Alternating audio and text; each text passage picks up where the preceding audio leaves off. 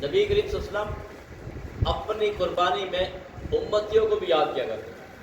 تو یہاں سے کیا پیغام ملا؟ اگر فرصت ملے پہلے تو اپنے پر جو قربانی واجب ہے اسے پہلے ادا کرنا ہے۔ ایسا نہیں ہے کہ بندہ ہے اگر گھر پہ افراد ہیں، یہ مسئلہ سمجھنے کا ہے، گھر پہ افراد مثال ہیں اور قربانی الگ الگ قربانی واجب ہو چکی ہے، لیکن وہ ایک قربانی کر رہے ہیں، باقی پھر نبی پاک صلی اللہ علیہ وسلم کے نام سے کر رہے ہیں، ایسا نہیں ہوگا۔ پہلے اپنا جو ہے آپ پر جو واجب ہے وہ قربانی کریں گے۔ مثال ایک جانور لے کر آ گئے، 7 حصے ہیں اس میں، اب گھر میں 2-3 افراد ہیں، ان پر قربانی واجب ہے، وہ کل انہوں نے نام اپنا لکھوا دیا۔ اب جو بچتے ہیں اس میں سے آپ عقیقہ بھی کر سکتے ہیں۔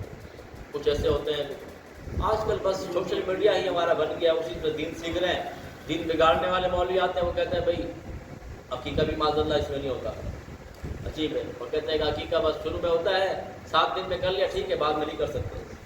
نئے نئے مسئلے بتائے جا رہے ہیں۔ نوجوانوں کو جو یوٹیوب یوز کرتے ہیں ان کو چاہیے کہ اپنے علماء سے رابطہ کریں اور صحیح پیغام کو عام کیا کریں، صحیح پیغام عام کریں، اور ان عظیم ایام میں اپنے آپ کو دین کی طرف لائیں، عمل کی طرف لائیں، ٹھیک ہے نا؟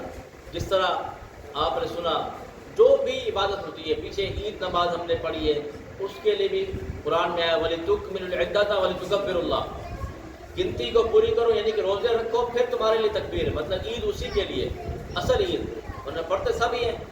اس طرح قربانی جو جس پر واجب ہے قربانی کرے گا اسی کے لیے عید گاہ ہے، وہ عید پہ آئے اور خوشیاں منائے، نماز پڑھے اور گلے ملے اور مبارکباد پیش کرے۔ تو یہ ایک اسلام کی خوبصورتی ہے، اسلام کا ایک نظام ہے، سسٹم ہے۔ تو اس لیے ہمیں چاہیے کہ ہم خود بھی دین کی طرف آئیں اور بچوں کو بھی دین کی طرف لائیں۔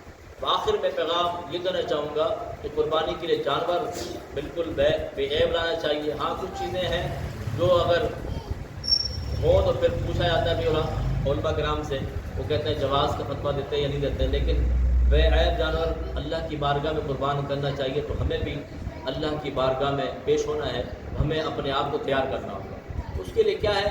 اس کے لیے یہ ہے کہ ہم صرف ان ایام میں نیک نہ بنیں، صرف مسجد میں آ کر، صرف مدرسے میں آ کر، صرف خاص دنوں میں اپنے آپ کو نیک نہ بنائیں، بلکہ مستقل طور پر اللہ تبارک و تعالیٰ کو اپنے قریب محسوس کریں اور اللہ تبارک و تعالیٰ کی رضا کے مطابق زندگی گزاریں۔ تو آج کا پیغام یہ لے کر جائیں جن پر قربانی واجب ہے وہ ضرور قربانی کریں، اور قربانی کے جو بھی مسائل ہوں، کچھ باتیں بتائی گئی ہیں، ورنہ اور مسائل تو آپ علامہ صاحب سے رجوع کریں اور ان سے آپ استفادہ حاصل کریں، مسائل سیکھیں، ٹھیک ہے نا؟